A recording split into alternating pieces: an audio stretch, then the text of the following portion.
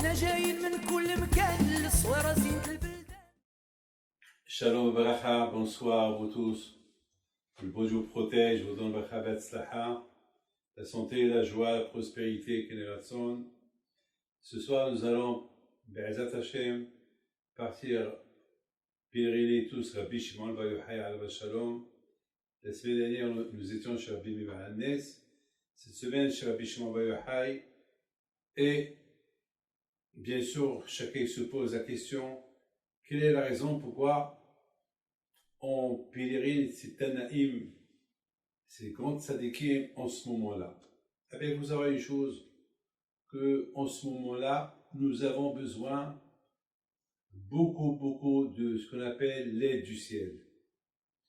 On a beaucoup besoin d'eux. On a beaucoup besoin de se renforcer dans l'aïmouna, dans les tzadikim, et surtout pour les Européens, que c'est dur pour eux de venir pèleriner les tzadikim, alors c'est nous qu'on amène ces tzadikim chez eux.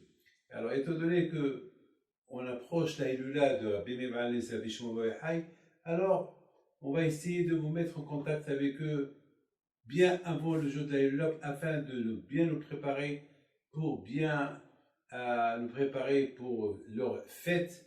On dit que la Hilula, ça veut dire mariage. Le mariage, c'est quoi le mariage? Le mariage, c'est un contact. Un contact, vous savez, malheureusement, je vais vous raconter quelque chose. Il y avait un mariage qui s'est passé quelque part dans le monde, je ne peux pas vous dire où.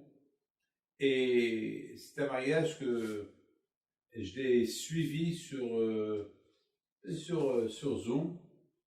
Et ce mariage-là était un mariage très spécial. Étant donné qu'il y a le Covid, étant donné qu'il y a... Et le mariage ne peut pas se faire dans des grandes salles, beaucoup de monde. Alors ce couple-là, ils ont voulu faire quelque chose. Hein, ils ont voulu faire une attraction, un film. Ils ont fait vraiment un mariage d'un film. Bien sûr que c'était tellement bien fait. Ça s'est fait dans une grande forêt. Et soi-disant, voilà, de loin, tu vois la forêt.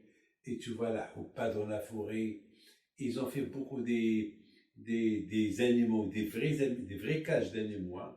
C'est pas des animaux, c'est pas des animaux en paille. Parce que ma femme aussi, une fois, lorsqu'elle a fait la bar mitzvah d'un de mes enfants, elle a fait aussi, elle a fait rentrer les invités à travers une forêt à Paris, et avec des animaux, mais c'était de la paille, c'était voilà, zéro, c'est pas, mais c'est comme ça, c'est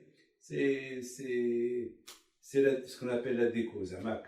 Mais là, c'était la vraie déco. La vraie déco, c'était en pleine forêt. Il y avait des vrais animaux, des cages, des animaux, des lions, des tigres. Il y avait des gorilles, vraiment, c'était... Et vous voyez le Hatan et la Kala qui traversent ces animaux. Il y avait là-bas un lion qui était un peu sauvage. Je pense peut-être exprès ils ont fait pour ne pas lui donner à manger, pour que lorsque le Hatan et la Kala passe, Zama qui va essayer de sauter sur elle et se croit Tarzan. Alors à Kolpanim, c'était une très belle attraction. Et voilà, ils arrivent sur la roupa. Il y avait la famille à gauche, il y avait la famille à droite. Et bien sûr, c'était un singe qui a porté la bague. Un singe, Zama, c'est lui. Un singe avec celui qui le... comment ça s'appelle? Celui qui l'entraîne, il vient avec une petite bague. Au moins, le rabbin, il donne au Hatan, qui donne à Kala, etc. Ça restait vraiment magnifique. Après, lorsqu'il a cassé le verre, il fallait voir la folie. Il fallait voir des fleurs qui tombaient, je ne sais pas, c'était des fleurs et des fleurs qui tombaient sur... C'était vraiment un film. Et maintenant, c'est la fin. La fin ça a duré tout ça une bonne demi-heure, entre le rabbin et la ktouba, etc. Et c'était vraiment magnifique. Mais voilà, il vient maintenant un chariot. Le chariot avec un chariot blanc, et des chevaux vraiment blancs, bien décorés, les chevaux écossais qui dansent lorsqu'ils marchent, lorsqu'ils galopent, ils dansaient. Voilà les deux, vous voyez les deux qui rentrent, comment ça s'appelle, c'était deux singes qui ouvrent les portes. Un singe, il ouvre la porte de la carrosse pour le hatan, l'autre singe de la kala, et Zamak, voilà, ils ont fermé la porte, et tout de suite, qu'est-ce qui s'est passé? Il s'est passé que, au lieu que le hatan, et c'est ça la chose que malheureusement, ils ne pouvaient pas prévoir. Ceux qui ont fait le film, ils n'ont pas prévu ce que je vais vous raconter maintenant. Qu'est-ce qui s'est passé? Ben, dès qu'ils sont rentrés dans la... Ben, c'était live, Zoom c'est live, on peut pas essayer, si c'est un film, tu enlèves du film, mais là c'était live, tu peux rien faire. Là c'était, voilà, tout de suite, le mari, il prend son téléphone, et sa femme, elle prend son téléphone, au lieu que les deux amants qui parlent, voilà, de quel beau mariage, ça est déjà chacun dans son monde. Vous savez, mes amis, un mariage, c'est la communication. Un mariage, c'est la communication. Et si, au moment qu'il n'y a plus de communication, alors le mariage, il est cassé. L'homme, il a personne avec qui parler. Il parle avec son iPhone. La femme, elle a personne avec qui parler. Elle parle avec son iPhone. Et lorsqu'il n'y a pas de communication, ben, il n'y a pas de mariage. C'est fini. C'est fini. Chacun dans son coin. Déjà, comme ça commence un mariage. Tout ce blabla. Et vous savez, bien sûr, les téléphones n'ont pas arrêté de sonner. Moi-même, j'ai appelé les parents. Ils m'ont dit, Rabbi David, on comprend. Malheureusement, c'est pas comme ça. Vous savez comment ça s'est terminé? Aujourd'hui que je vous parle, ils sont en plein divorce. Aujourd'hui que je vous parle, ils sont en plein divorce. C'était tellement beau, c'était tellement joli, c'était agréable, c'était un mariage tellement romantique, c'était un mariage outstanding, c'est quelque chose qu'on ne pouvait pas imaginer. C'était une déco pas artificielle, une déco magnifique. Moi-même, c'était bien, c'était religieux, mais le plus important du mariage, c'est la communication. Et la communication. Beaucoup de fois aujourd'hui, malheureusement, le problème qu'il y a entre les parents et les enfants, là aussi, il n'y a pas de communication. Chacun dans sa chambre, chacun avec sa télé, chacun avec... Alors, il n'y a pas de communication. Malheureusement, lorsqu'il n'y a pas de communication, c'est la fin. C'est la fin. Les amis, l'Aïloula, c'est la communication. L'Aïloula, c'est le mariage. Le mariage, c'est la communication. Et c'est ça l'Aïloula. On s'attache. L'Aïloula, ça veut dire s'attacher. On s'attache avec Akadosh Baruch Hu.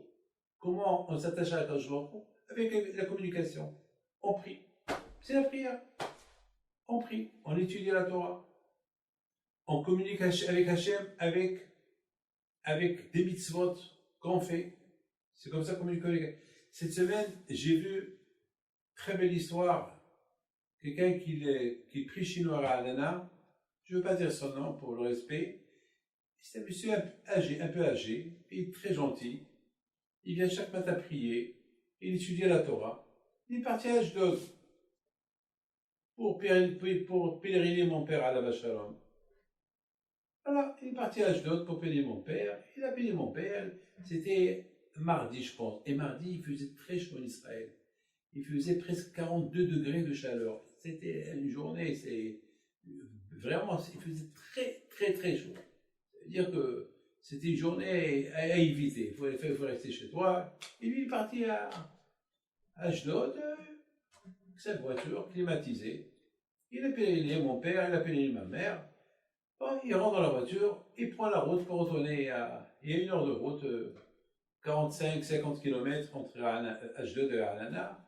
Et voilà la clim, au milieu de la route, la clim, elle s'est éteinte. Plus de clim. Le pauvre monsieur, il ne pouvait plus respirer. Il ne pouvait plus respirer. Même si tu ouvres la fenêtre, il y avait l'air chaud qui rentre, l'air chaud, c'est vraiment, il ne pouvait plus. Alors, qu'est-ce qu'il va faire? Il n'y a rien à faire. Il n'y a rien à faire. C'est ça le problème. Avant, il n'y avait pas la clim. On pouvait supporter jusqu'à 50 degrés de chaleur. Vous savez qu'au Maroc, il y a certains endroits au Maroc, il y a jusqu'à 50 degrés de chaleur, ils n'ont pas de clim. Bon, parce que les gens, ils ont l'habitude. Ils ont l'habitude, à Marrakech. À Marrakech, il fait très chaud. Parfois, il y a jusqu'à 40 degrés de chaleur à l'ombre. Mais à l'époque, alors comment ils vivaient les gens à l'époque? Ben, ils étaient habitués. Le corps il s'est habitué à la chaleur, mais aujourd'hui, malheureusement, le corps il est habitué à la clim. S'il n'y a pas la clim, on crève, on transpire, on n'est pas bien. Je me rappelle, à l'époque, lorsque mes parents, ils ont fait la Aliyah, ils sont venus s'installer en Israël, je me rappelle, de temps en temps, j'allais les voir, alors j'étais à la Yeshiva en Angleterre, j'allais les voir. Il n'y avait ni clim, il n'y avait rien du tout. Il y avait un ventilateur de maison, rien du tout. Même le ventilateur, il jetait de l'air chaude, il parlait de l'air chaude. Vraiment, il n'y avait rien du tout. Mais malgré tout, je ne sais pas.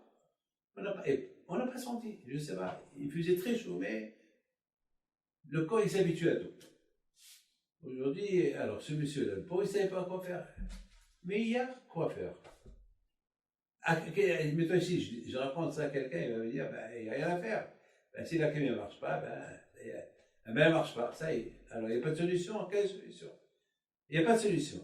Mettons ici, je raconte ici à quelqu'un et je dis, alors, qu'est-ce qu'il va faire ce monsieur? Il n'a rien à faire, il faut qu'il s'arrête quelque part, un garagiste qui lui arrange, mais il est en plein autoroute.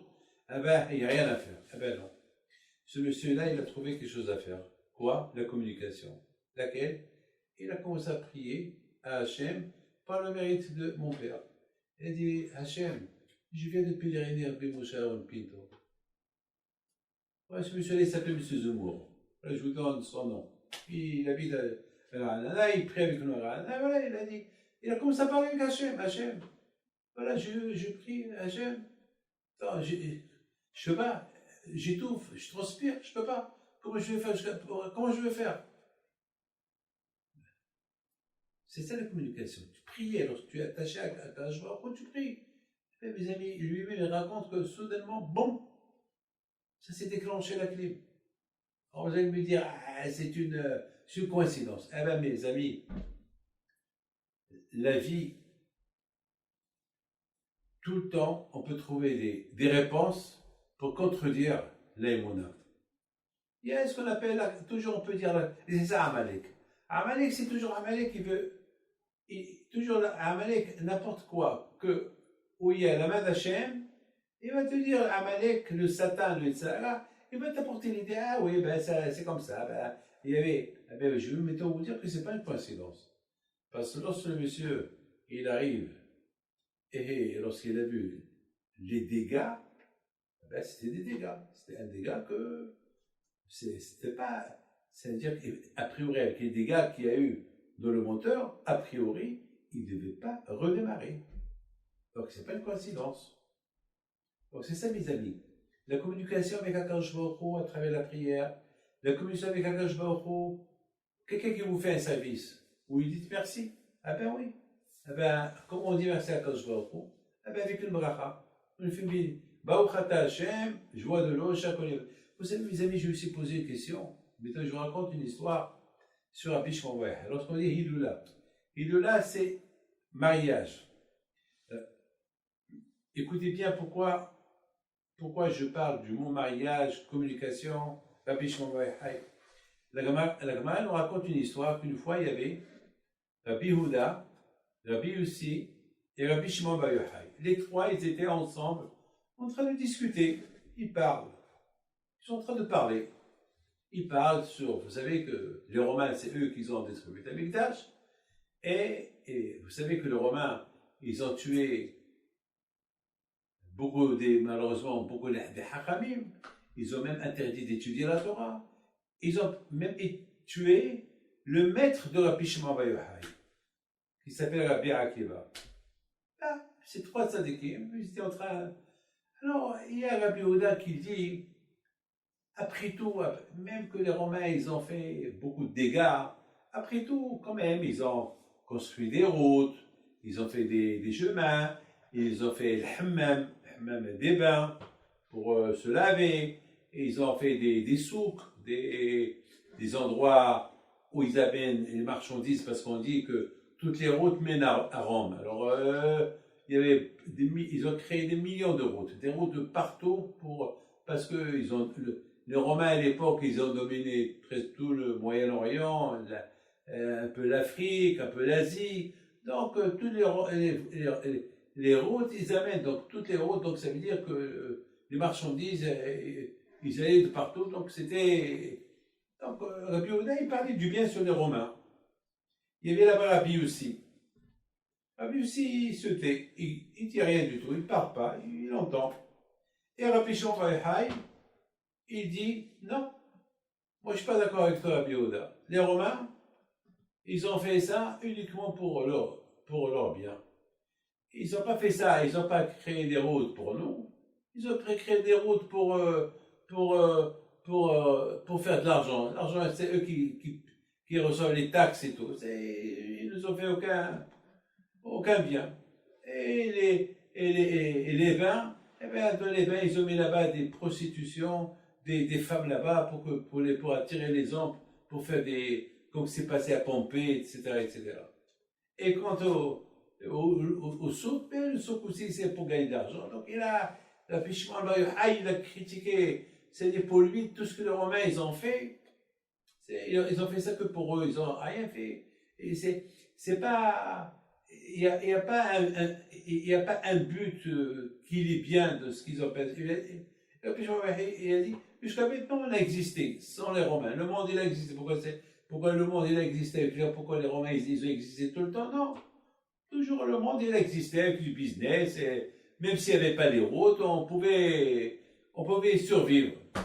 C'est pas parce qu'ils ont fait les routes, on va donner des éloges aux Romains. Il faut voir le côté positif. Il y a le côté positif, il y a le côté négatif. Alors pour moi, tout ce que les Romains ils ont fait, c'est négatif.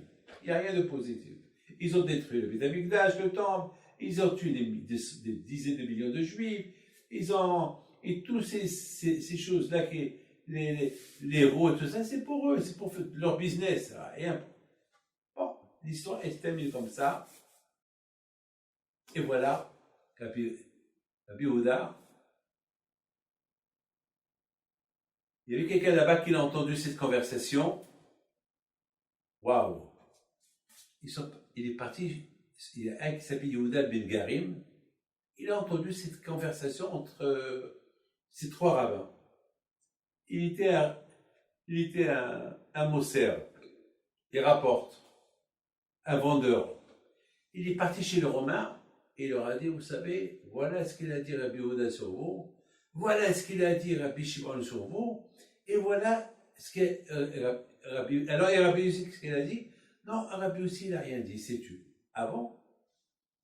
Alors, les Romains, tout de suite, ils ont condamné Rabbi Shimon Bar Yochai à mort. Rabbi Yehuda, parce qu'il a parlé du bien sur eux, ils lui ont donné un titre que là où il y a des réunions des rabbins, c'est lui qui doit commencer à parler le premier, le kavod. Et Rabbi Yehuda était un homme pauvre. C'est un grand sadique, mais lui, les Romains, ils ont décrété que Rabbi Yehuda, là où il y a Rabbi Yehuda, c'est lui qui prend la parole le premier. Et Rabbi Yossi qui s'est tué, qui a fait le muet, qui n'a rien dit, qui n'a ni critiqué les Romains, ni parlé bien pour les Romains, lui, il l'a exilé. Voilà. Et Rabbi Shimon Bar Yochai Shalom, lorsqu'il a entendu qu'il était condamné à mort, il y a une voix du ciel qui sort. Rabbi Shimon, les Romains vont te tuer, sauf toi. Il demande à son fils, Elazar, qu'est-ce que tu fais? Papa, ce que tu veux, je fais. Il faut qu'on se cache. Jusqu'à que... Ils se sont cachés pendant 13 ans. 13 ans. Personne ne sait où ils sont. Rabbi Shimon Bar Yochai, il n'y avait que sa femme seule qui savait où il était. C'est tout. Ils se sont cachés dans une grotte. La grotte était fermée. Il y a eu un miracle. Il y a un ruisseau, il y a un endroit où de l'eau est sortie, comme un puits. Il est apparu. Il y avait là-bas un arbre, un caroubier. De là-bas, ils ont vécu pendant 13 ans. Maintenant, mes amis, l'histoire, elle continue. Écoutez bien l'histoire. 13 ans plus tard, Rabbi Shimon Bar Yochai alav shalom, il quitte la grotte. Il y a une voix du ciel qui dit, 12 ans plus tard, il y a une voix du ciel qui dit, quittez la grotte. Ils ont quitté la grotte. Le Rabbi Shimon Bar Yochai, après 12 ans dans la grotte, comment il s'est lavé? 12 ans qu'il ne s'est pas lavé. Il n'y avait pas d'eau. Il n'y avait pas de vêtements. Il n'a pas pris avec lui une valise. Comment? Mais je me suis posé une question. Vous savez, si rien qu'on ne se lave pas une semaine, on est comme des fous. Ne me dites pas que Rabbi Shimon Bar Yochai, il est resté sans se laver pendant 13 ans. 13 ans. 12 ans et encore un an. 13 ans. Je comprends, il mangeait que les fruits. Il buvait de l'eau de ce ruisseau-là qui a apparu. Ce puits-là, je ne peux pas vous dire. Je comprends très bien, d'accord. Mais les vêtements. Les Hachamim me disent que ils ont creusé 2 trous et toute la journée, ils étaient nus. Ils se couvraient avec du sable. Et lorsqu'ils vont faire la prière, ils mettaient les vêtements. Alors pourquoi ils n'ont pas enlevé les vêtements? Pourquoi ils ont enlevé les vêtements? Pour ne pas que les vêtements vieillissent. Parce que le corps, il fait vieillir les vêtements, avec la chaleur et tout. Donc, à tel point que Hachamim me disent que Rabbi Shimon Bar Yochai, il avait même de l'herbe qu'il a poussé dans son dos. De l'herbe. C'est la folie. C'est la folie. De l'herbe, il a poussé dans son dos. Alors comment ils ont vécu? Moi, j'essaie de comprendre, et après je me suis dit, David, comment ils ont vécu? Comment ils ont vécu 13 ans sans vêtements, je comprends. Mais se laver. J'ai pas compris. C'est quoi la leçon? Il doit y avoir ici une leçon qu'on doit apprendre. Attends, c'est pas quelque chose que... Vous savez, mes amis, HaKadosh Baruch Hu, il veut nous donner des expériences. Pourquoi des fois on croit, ça c'est pas possible, ça c'est pas possible, ça c'est pas possible, ça c'est possible, ça c'est possible. Vous allez me dire par exemple, un pauvre. Moi je connais un pauvre. Dans ma vie j'ai connu des pauvres. Qu'on ne pouvait même pas imaginer qu'un jour ces pauvres-là, ils vont devenir riches un jour. Ben, ça y est, ils sont nés pauvres. Le grand-père il est pauvre, eux ils sont pauvres. Alors eux aussi. Les parents ils sont pauvres. Eux aussi, ils n'ont rien, il n'y a pas d'éducation, rien du tout. Et Kadosh Baruch Hu, il a fait. Kadosh Baruch Hu, il a fait. Qu'ils sont devenus milliardaires. Vous savez, vous savez qu'est-ce qu'il dit le prophète? Mais Ashpot, Yarim Evion. Même ceux qui ramassent, ceux qui vont chercher à manger dans les poubelles, c'est Hachem veut qui devient multimilliardaire, ben c'est ce qu'il... Alors, comment celui-là est devenu milliardaire? Comment? Vous savez comment? C'est facile. Il cherchait dans les poubelles. Et dans les poubelles, il a trouvé une bourse de diamants. Il a pris un diamant. Ce monsieur-là, je le connais bien. Hein. Et il l'a vendu. Et de ça, il est devenu milliardaire. Aujourd'hui, ses enfants, lui, il est mort déjà, mais ses enfants, ils habitent quelque part au Brésil. Ils ont une chaîne d'hôtels, ils n'avaient rien du tout. Il faut savoir aussi que c'est Hachem qui décide. Kadosh Baruch Hu, il a toutes les solutions à tout. Ça n'existe pas qu'il n'y ait pas de solution. Je vais vous raconter une histoire, vous n'allez pas croire. Mais je ne dis pas de nom, parce que ce monsieur-là, il doit me voir aujourd'hui. Donc je ne dis pas son nom pour ne pas passer aussi, je ne veux pas l'embarrasser. Ce monsieur-là, sa mère, elle est malade. Elle est à l'hôpital. Et il n'a pas vu sa mère depuis 10 jours. Il n'a pas vu sa mère depuis toujours. Et le pauvre, vous savez, à l'hôpital, c'est pas facile. Cette histoire, elle ne s'est pas passée ici en Israël. Elle s'est passée quelque part dans le monde. Voilà, pour vous dire, c'est pas la peine de chercher, et c'est pas passé en Israël. Mais il s'est passé quelque part dans le monde. Et je l'ai raconté ce Shabbat à la synagogue aux femmes, et il y avait là-bas des gens qui connaissent ce monsieur-là. Donc finalement, c'est quelque chose incroyable mais vrai, c'est tout. Alors ce monsieur-là, il est pauvre. Mais là-bas, dans ce pays-là, ils sont tellement stricts à cause du corona, personne ne rentre. Personne ne rentre. Et la femme, sa mère, la pauvre, elle avait des gros problèmes de respiration. Et elle est âgée, elle est vieille. Et le pauvre, il ne sait pas quoi faire. Ils ont une fois par jour, ils ont comment ça s'appelle, ils appellent l'hôpital pour avoir quelques informations, pas plus. Mes amis, il y a un Kadosh Baruch Hu. Le pauvre, c'est jeudi soir, il dit à sa femme, demain, il faut que Kadosh Baruch Hu, il fasse un miracle, que je rentre voir ma mère. Sa femme ne répond pas. Parce que sa femme estime que c'est impossible. Mais elle ne répond pas. Il y a sa soeur qu'elle appelle. Il dit à sa soeur, Be'ezat Hashem, je vais aller voir ma mère. Personne ne répond. Bon.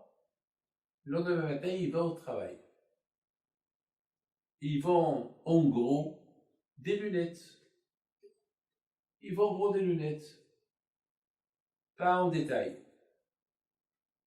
Donc il va très tôt. Et il se met en face la photo de Rabbi Haïm Pinto. Il lit Tehillim. Il lit Nishmat Kol Hay.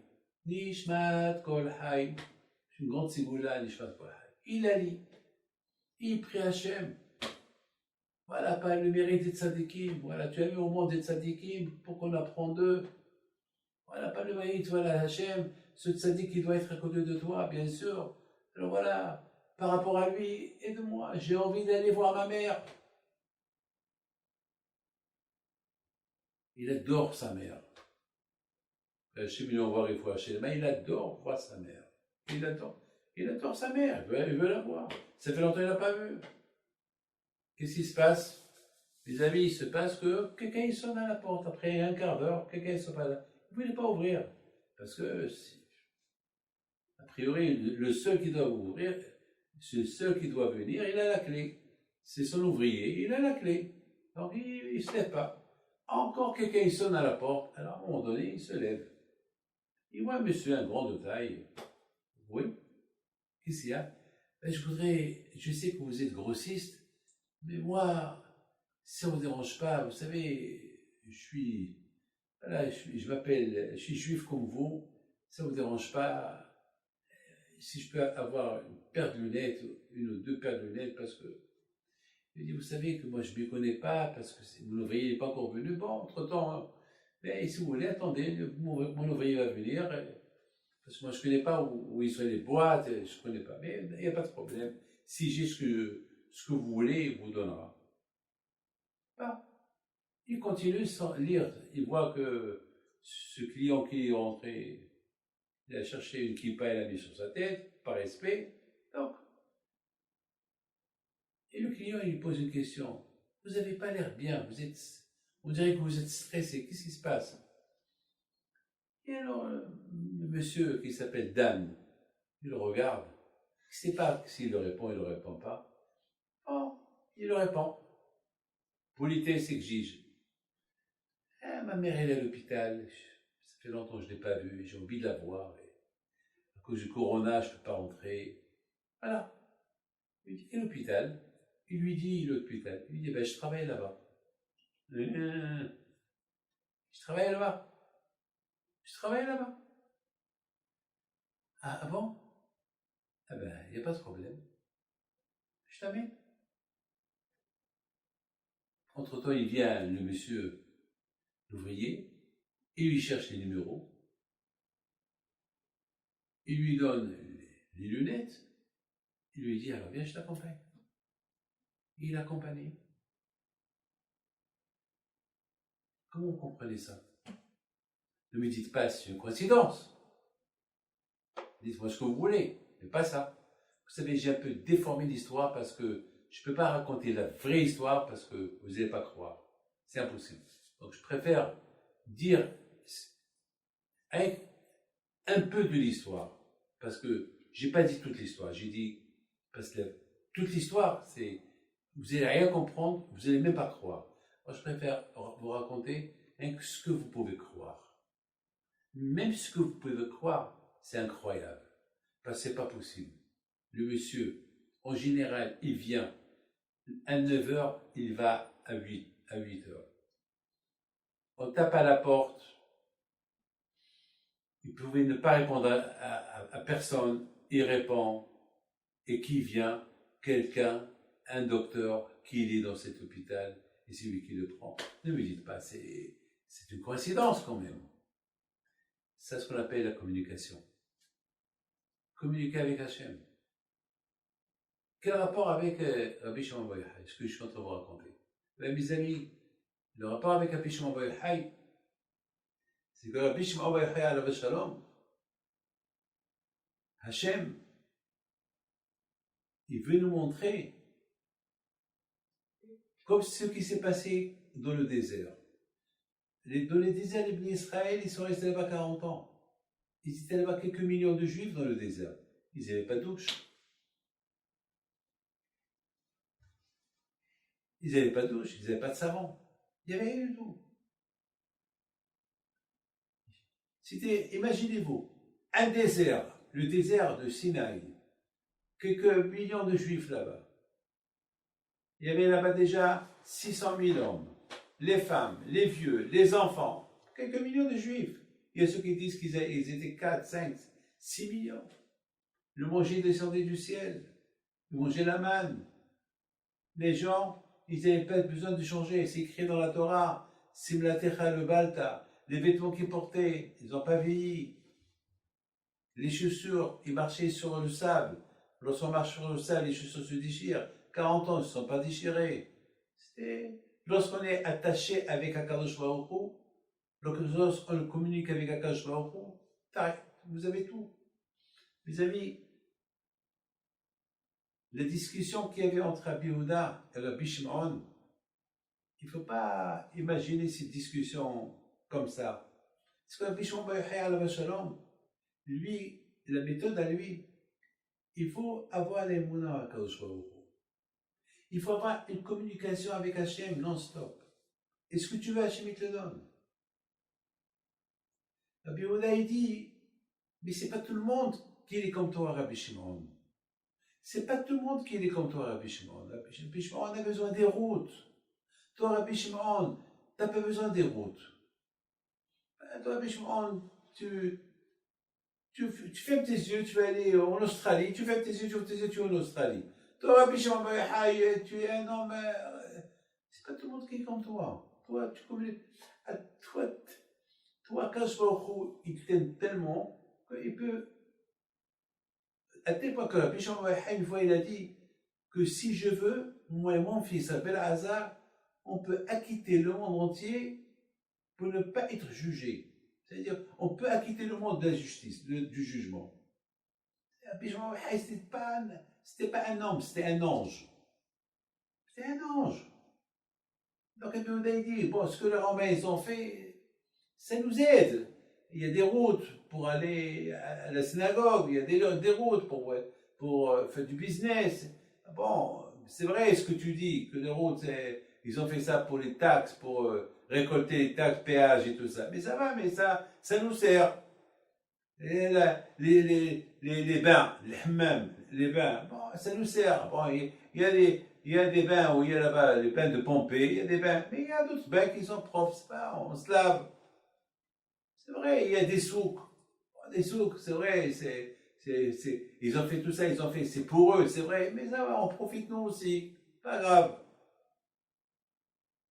Alors, mes amis, Rabbi Shimon Bar Yochai alav shalom, parce que je me suis toujours posé une question, pourquoi il s'est caché 13 ans? Bon, maintenant je comprends qu'il ne s'est pas lavé, donc il y a eu un miracle qui s'est passé comme les Juifs qui étaient pendant 40 ans dans le désert, qui ne se sont pas lavés, qu'ils étaient tout le temps propres, Mina Shamaïm, Allah, Hachem il a voulu qu'ils restent toujours propres, alors je comprends. Rabbi Shimon Bar Yochai, lui, Belazar, il aurait arrivé ce même miracle. Mais,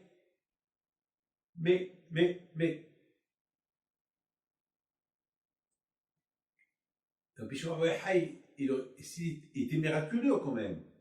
Donc, est-ce qu'il avait besoin de se cacher, qui ne se cache pas. Il peut devenir invisible. Et les Romains ne le voyaient pas. Mais pourquoi il s'est caché?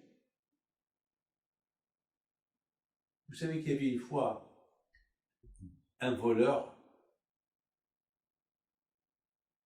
qui est rentré chez Rabbi Youssef Pinto à Marrakech. À Marrakech, un voleur. Et Rabbi Youssef Pinto alav Shalom, il était en train d'étudier la Torah et sa femme lui dit, j'entends du bruit. J'entends du bruit. Alors il a dit, peut-être c'est les enfants qui étaient là, peut-être ils n'ont pas fermé la porte, alors, oula. Puis c'est plutôt à la vache, il dit à sa femme, n'aie pas peur. Et toute la nuit, ils entendent le bruit. Vers le matin, il veut aller à la synagogue. Il dit à sa femme, bon, il ne faut pas avoir peur, le voleur est toujours là, mais il tourne. Il lui dit, ah, comment il tourne? Je ne comprends pas, comment il tourne? Il a dit, j'ai fermé toutes les portes, donc il tourne d'une chambre et il rentre dans l'autre chambre, il ressort, mais ça veut dire qu'il ne peut aller nulle part. Il tourne autour de lui.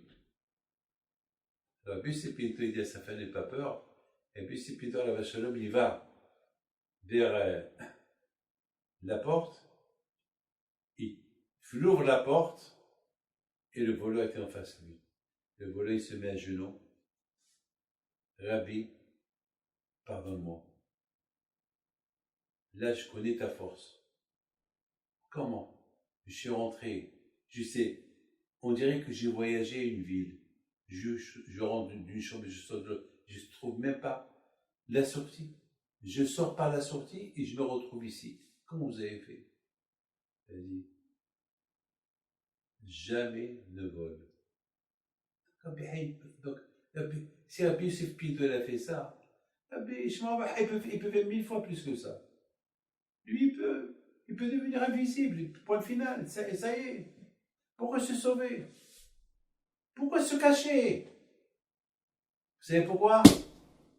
Il veut prouver que je peux être dans une grotte, sans manger, sans boire, sans rien, et Hachem, il peut me donner ce que j'ai besoin. Voilà, c'est une expérience spectaculaire que Rabbi Shimon Bar Yochai nous a fait. C'est dit, il faut avoir les monas à Kadosh Baruch Hu. Ça, c'est l'idée de Rabbi Shimon Bar Yochai. Bien sûr, c'est pas tout le monde qui est comme lui. Mais Rabbi Shimon Bar Yochai dit, voilà, c'est pas tout le monde qui peut être moi, mais à moi, il faut savoir qu'on peut servir à Hachem de cette manière-là. Bon, bien sûr, Rabbi Yehuda, pour lui, on a besoin de l'aide, on a besoin de l'aide des Romains, on a besoin qu'il nous faut de l'aide. Mais Rabbi Shimon Bar Yochai, c'est ça, il était tellement connecté, sa communication avec Hachem, il est tellement forte. C'est pour ça qu'on appelle la Hilula, Hilula. Hilula du verbe mariage. C'est comme s'il était marié, un mariage. Vous savez, c'est quoi un mariage? Un homme et une femme qui se marient, qui deviennent une seule personne. Ben, c'est comme ça qu'on doit être avec le bon Dieu. Attaché avec le bon Dieu. Attaché. Être attaché. Vous savez, il y avait un rabbin qui s'appelait Biliaou à Cohen. Il a écrit un livre, il s'appelle Ezor Eliyahu. C'est un rabbin de la Turquie, très grand tzaddik. Il est décédé il y a 300 ans. Un grand tzaddik. Et ce rabbi, il a écrit ce livre-là. Alors, ses copains lui ont dit, ah, tu veux te comparer comme il y a un navi, parce qu'il y a un navi à Shalom, il avait toujours une ceinture autour de lui. Il leur a dit non. Si je l'ai appelé la ceinture d'Eliyahu, parce qu'il m'est arrivé une histoire. Quoi? Il leur a dit parce que une fois j'étais dans le chemin, je voyageais, vous savez à l'époque on voyageait sur les ânes, sur les cheveux, c'est pas comme aujourd'hui il y a des avions, des voitures, des trains. À l'époque c'était, on prenait l'âne, l'ahmar, l'oud, le cheval, voilà, il voyageait, et soudainement, il s'est rappelé que lors de Minhal est venu, il a oublié la ceinture. Vous savez, la ceinture, les tzadikim, lorsqu'ils font la prière, ils mettent une ceinture autour pour séparer le haut et le bas. Voilà, ils séparent la ceinture. Il n'avait pas de ceinture. Il ne savait pas comment faire.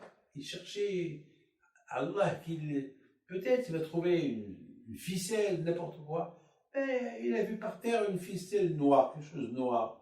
Et il a pris, il a attaché autour de lui, il a fait sa prière.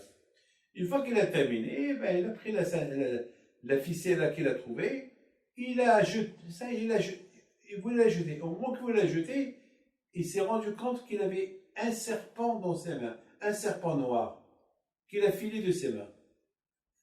Alors il a dit, j'ai écrit ce livre-là, il s'appelle La ceinture d'Eliyahu, pour dire merci au bon Dieu que ce serpent-là, il ne m'a pas touché.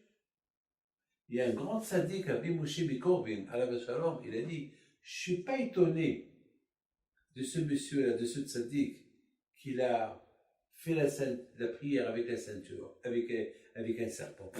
Ah, ça y est, je ne suis pas impressionné, parce que les serpents, ils ne peuvent pas tuer les tzaddikim. Les tzaddikim, ils n'ont pas peur des serpents. Les tzaddikim, ils n'ont pas peur comment ça s'appelle, des scorpions, il n'a pas. Alors, ce qui m'a impressionné, c'est comment il ne s'est pas rendu compte que c'était un serpent. C'est pas possible.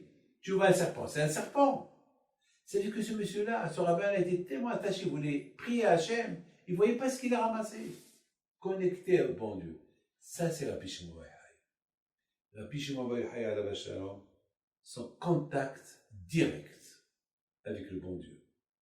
Hiloula.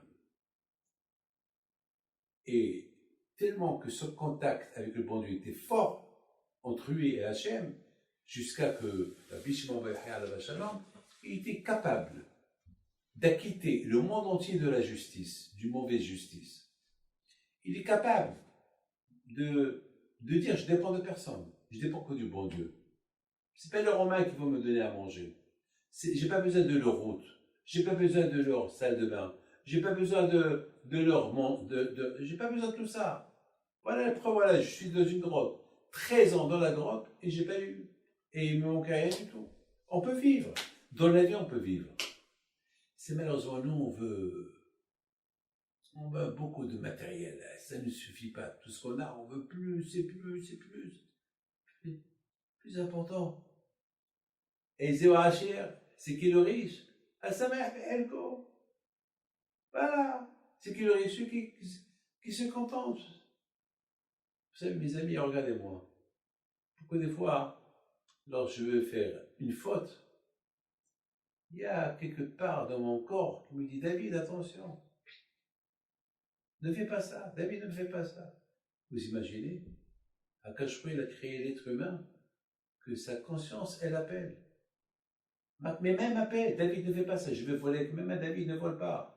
Mes mains me parlent, ma bouche me parle. Quelque chose d'invisible en moi. Mais c'est la folie tout ça. C'est la folie tout ça. Akash Hu, il a créé l'être humain avec la Torah. Vous savez que, et je termine, vous savez que avant que Hachem il a donné la Torah, au mont Sinaï, Hachem il a dit à Moshe Rabbeinu, dit aux Juifs, n'approchez pas le mont Sinaï. N'approchez pas le... Plus tard, vous pouvez l'approcher. Après que votre démarrage ici, vous pouvez... Mais pour le moment, personne. Les Haramim, ils disent que lorsqu'un Juif, il approchait du mont Sinaï, le mont Sinaï lui-même, il lui parlait, il lui dit, dégage, ne t'approche pas. Le mont Sinaï parlait. C'est la folie. Ça fait peur. Pourquoi? Parce qu'Hachem était là-bas. Le fait que Hachem était en mont Sinaï, et le fait que Hachem a dit il ne faut pas approcher, le mont Sinaï lui-même, il a écouté la voix d'Hachem qui dit que personne ne doit le toucher. Alors lui, il est devenu comme un être humain qui parle, ne touche pas. Étant donné que l'Aneshama, il est en moi, et cet Neshama, il fait partie du bon Dieu, l'âme, alors je veux fauter, l'âme, elle me dit, ne fais pas. Hachem, il a créé en nous l'âme, la neshama qui est en nous, qui nous avertit. Hé, ne fais pas ça. Hé, ne fais pas ça. Mais on n'écoute pas. Eh bien, justement, Bishon Vayahaya il était beaucoup en connexion avec la neshama. Il était tellement en connexion avec son âme, jusqu'à lui et son âme, ils étaient une, attachés à Kadosh Baruch Hu. Et c'est la raison, pourquoi Hachem nous a donné cette neshama. Avec cette neshama que nous avons, on peut être femme merveilleux. Mes amis, maintenant, on va aller chez Rabbi Shimon Bar Yochai. On est en live avec notre maître, Rabbi Shimon Bar Yochai, alav shalom. Voilà, ça c'est quelque chose à voir. Ça, c'est la Iloula de 2018, lorsqu'on était chez Rabbi Shimon Bar Yochai. Regardez que c'est beau, regardez, presque 800 000 personnes qui étaient là-bas. Bon, ça suffit. Ça, c'était il y a à peu près 3 ans. Et voilà Rabbi Shimon Bar Yochai de maintenant. La différence. On dit que cette année, si Dieu veut, ils vont l'ouvrir. Mais entre-temps, ils l'ont bien oublié. Hein. Ils ont fait des travaux. Vous n'allez pas reconnaître Rabbi Shimon Bar Yochai si vous ne l'avez pas vu il y a 2 ans, ben vous n'allez pas reconnaître. C'est tellement beau, c'est tellement bien. Voilà, vous êtes en live chez Rabbi Shimon Bar Yochai. Voilà, vous êtes chez le Tzaddik alav shalom. Voilà, comme c'est maintenant. Bon. Ça, c'est Rabbi Shimon Bar Yochai alav shalom, que sans écoute. Lui, voilà, vous êtes en face. Lui qui peut faire quitter le monde, rien que par sa présence. Pourquoi? Parce qu'il est tellement connecté, marié avec Hachem, que ce qu'il demande, Hachem, il le fait. Il n'a pas le choix. Il résonne, il rêve assez. Beaucoup des fois, ça nous arrive que on sent la neshama. Voilà, ça c'est Ben-Hazar, son fils. Les deux ensemble, ils étaient dans la grotte. Les deux ensemble, ils ont vécu des miracles, sans vêtements, sans manger, sans rien du tout. Ils ont vécu. C'est la folie. Vous croyez qu'ils n'ont pas de la peine de ne pas voir le monde? Parce que vous savez, être de Kvarim, de Tzadikim, ça nous renforce dans l'Aïmouna. Et le fait qu'ils ne nous voient pas, ils ont de la peine. Ils ont beaucoup de peine. Alors ils prient pour nous à Hachem. Ils disent à Hachem, ça suffit. Il faut que ce corona, il faut que ça s'arrête. Bon, si Dieu veut, il paraît que cette année, si Dieu veut, ça va s'ouvrir. On dit. Alors si jamais ça s'ouvre, je vous emmènerai là-bas. Hein. C'est pourquoi j'ai fait ça, dans le cas, parce qu'on ne sait pas. Alors, on est dans le mois de la Iloula de Rabbi Meir Baal HaNes et Rabbi Shimon Bar Yochai, alors on en profite. On en profite de l'épilariser. Si jamais B'ez Hashem, on aura le droit d'aller là-bas, alors on ira là-bas. Votatana Elake Rabbi Shimon Bar Yochai. Alav shalom. La folie.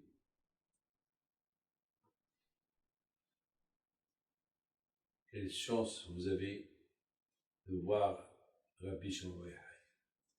Le bon Dieu vous protège, le Kadosh Baruch Hu, il vous donne la bracha, la tzlacha, le haut, que n'oubliez pas, vous avez un problème, et le Hadi Bar Yochai, il faut dire, et le Hadi de Rabbi Meir Baal HaNes.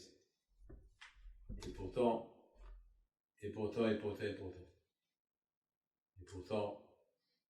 vous savez, dire et le Hadi Rabbi Meir Baal HaNes, c'est pas, on ne dit pas le Dieu de Rabbi Meir Baal HaNes.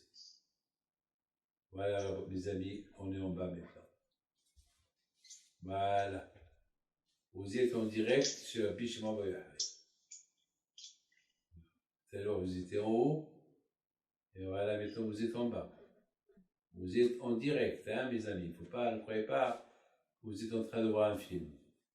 Vous êtes en train de rêver, on vous amène Rabbi Shimon Bar Yochai chez vous à la maison. Eh oui. Moi, tout ce que je veux de vous, que prier toujours à Hachem, avoir l'aïmouna, pour le mariage, hein Gaël? L'aïmouna, Kadosh Baruch Hu, se connecter chaque mercredi soir avec nous. Donc on va appeler les tzadikim. Mercredi prochain, on va aller chez Bi Yitzhak Ben Walid, un grand tzadik qui est décédé, il a vécu il y a 300 ans. Bi Yitzhak Ben Walid alav shalom. של המעלות יישא עיני להרים, היו ואיזה איזה מונה שנורא יצאתנו זמן. הנה אלינו אישה שמי ישראל עונה שמי חלה ישראל, אין רואים מהשם של גבוה, אדוני ישמך וקרא. שמוע את נפשך, אדוני ישמע צדקו וחדה. אתה ואני נמצאים בגדול זו שיר. אלוהים חננו וברכנו, פניו תנוסה לדעת ויתגר.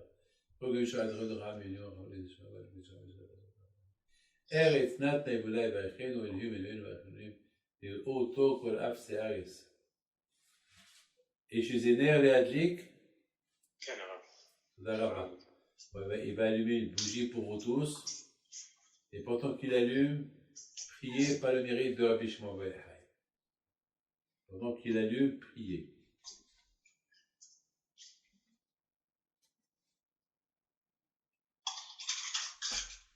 Priez pour Hachem vous donne la parnassa. Vous savez que exactement ici, il est enterré à Rabbi Shimon Bar Yochai. Exactement derrière ces endroits où il y a les bougies, là-bas, son corps, il est allongé, il vous écoute. Quel va cacher? הריני מדליק נר זה, כאן בציון נתן האלוקי רבי שמעון בר יוחאי ורבי אלעזר בנו, לזכות והצלחת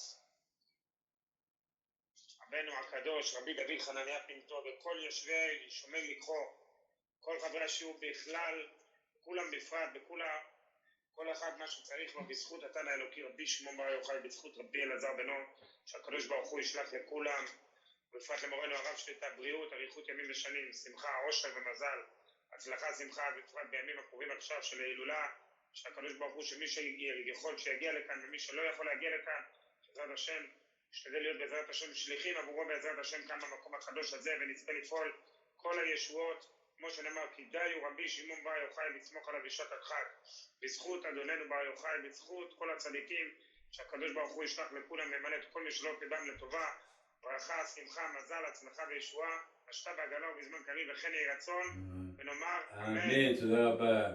Il a fait une bracha au nom de Rabbi Shimon Bar Yochai, son fils, que Hachem, il vous facilite la vie.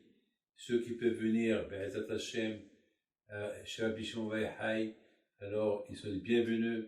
Et ceux qui ne peuvent pas venir, que les mérites de Rabbi Shimon Bar Yochai soient avec eux, là où ils sont. Le mariage, le mazal, la parnassa, Be'ezat Hachem, et que voilà, quel bonheur. Vous savez que nous, le fait qu'on est comme ça connecté avec ces tzadikim, alors, comme que eux, c'est comme un train. Vous savez, un train, il a ce qu'on appelle la voiture principale et toutes les voitures qui la suivent. Voilà, toutes les voitures, ils sont attachés par la première voiture principale. Alors, notre voiture principale, ce qu'on appelle le début du train, c'est là où il y a les machines, là où c'est le tzaddik, c'est Rabbi Shimon Bar Yochai. Et nous, on est derrière lui, il nous pousse derrière lui. Voilà, on va derrière lui, bam, bam. Hein? Et tous les wagons suivent, nous, on n'est que des wagons. Et la voiture principale, elle est là, c'est Rabbi Shimon Bar Yochai. Et tous les tzaddiks, on est tous attachés à lui. Tous, voilà. Et on le suit, et on est derrière lui. Vous imaginez le mérite que vous avez d'être attaché à lui.